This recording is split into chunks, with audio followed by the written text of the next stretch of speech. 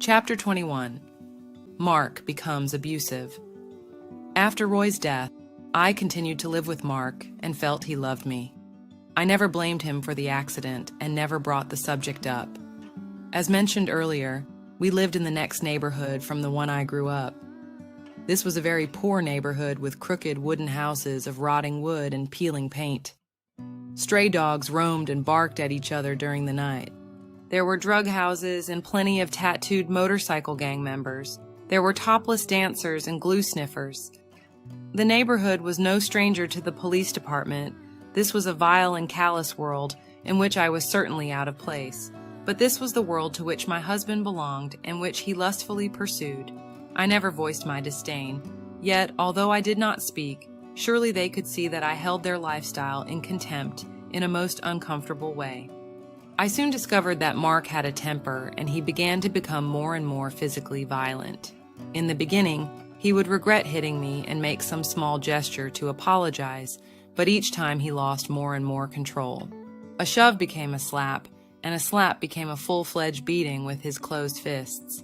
On occasions, he knocked me to the floor and kicked me in the head with his steel-toed boots. It would hurt to lay my head down on the pillow at night. Several times I left him and returned to my dad's house. After a few days, Mark would come for me, promising that he would never do it again. He would look so haggard in dirty, wrinkled clothes and a drawn, unshaven face that I felt he needed me. Little did I know it was from brazen days and nights of wild women, drugs, and drinking. As time went on, I found myself in a trap, which seemed more and more difficult to escape. I became anorexic and contemplated suicide. The thought of my daughter being without me kept me from it, knowing how it felt to be without one's mother. The only way out, I thought one day as I stood at the counter cutting vegetables, was for me to kill him. A quick scenario played out in my mind, knife raised as I rushed him, primeval screams upon lapping waves of insanity. But I knew better than to try such a foolish act. Mark dallied in the living room, unaware of my violent thoughts. I watched him with a wary and contemptuous eye. Suddenly my attention was distracted by the shrilled laughter of a young woman. She was alone and tarried a moment outside our gate. Mark had been seeing someone from the neighborhood. Her obviously fake laughter was her call. I looked back at Mark. Yes, he had heard her. Watch. He's going to make an excuse to go out. Mark ambled over to a stack of 8-track tapes and shuffled some about. I'm going over to Kenneth's, he announced as he headed toward the door. Rage washed over me, and for a split second, I thought of slinging one of those tapes right at him. In the same swift instant, a tape shot out like a fired bullet. On seeing it, Mark swirled, breaking my intention. It slammed to the floor at his feet, resounding off the hardwood like an exploding bomb, unholy and unnaturally loud. That tape just flew at me, he said in stunned disbelief. Inspecting the scene of my crime, I said, but it was so loud, why didn't it shatter? Mark shook his head, yet turned to leave again. Don't go now, I said. I'm scared. But Mark had no time for flying 8-track tapes. Someone important was waiting for him. As Mark went out the door, I picked the tape up, carried it across the room, and placed it back in the stack.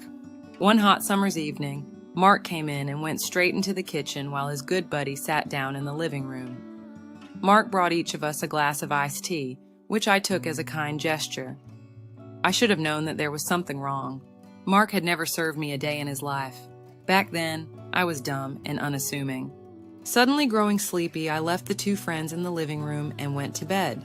Sometime later, I became vaguely aware that my breathing was shallow to non-existent. Into my darkened room appeared my two grays, but a person would not have been able to see them were that person there. They seemed to stand just inside a dimension. They're there and can see you, but you can't see them. Anyway, they began discussing with each other about what they should do. One suggested bringing a certain Hispanic boy to the house. This nice young man lived down the street.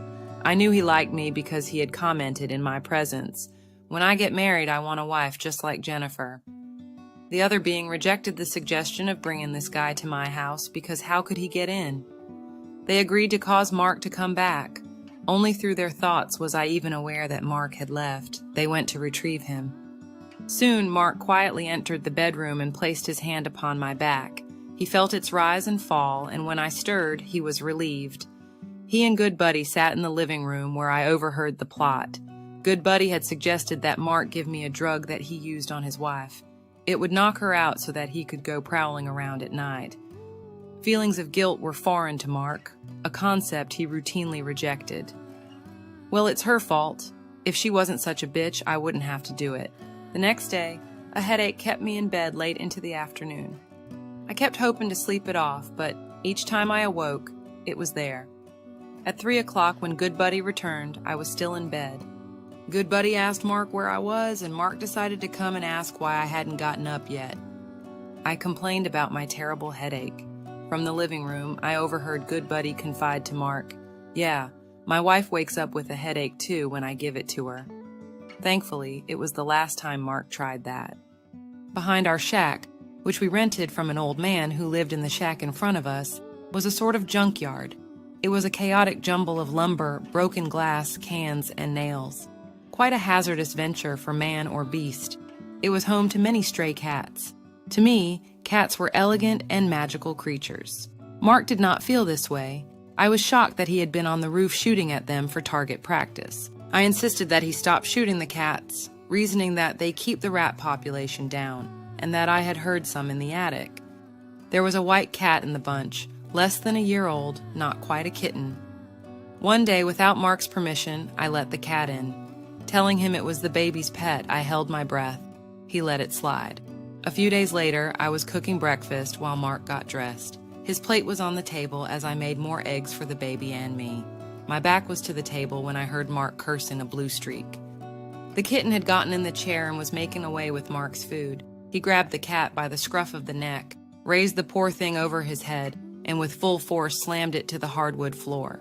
The pitiful thing made a small, muffled meow and crawled under the couch. I was too busy dealing with Mark's outrage and hurriedly replacing his meal to worry about the poor thing. Forgetting about the cat, I assumed later that it must have found its way outside. That night, as we drifted off to sleep, I began to feel uneasy. Something was wrong. Facing our bedroom door, I stared into our darkened living room. I nudged Mark. "Something's bothering me, and I don't know what it is. I'm scared." Mark asked, "What is it?" I said, "I sense sorrow. I sense death." Mark offered no consolation as I scooted my back closer to him. Watching the living room, I soon saw the problem. Along the bottom of the doorway passed the transparent and glowing spirit of the dead cat. The feeling was unmistakably mournful. The kitten was circling the living room. It took several minutes to make one round, and I suspected that it stopped each time to survey its lifeless body. I lay and watched it make 2 more slow rounds, 3 in all, as I drifted off to sleep. Life with Mark was becoming increasingly dangerous. As mentioned earlier, several times I left him, only to return. By this time, he had choked me, spit on me, threw an iced drink on me, kicked me in the ribs, beat me in the head, kicked me in the calf, and busted my eardrum, all on separate occasions. Not to mention the verbal abuse. It was like he despised me and enjoyed causing me emotional pain.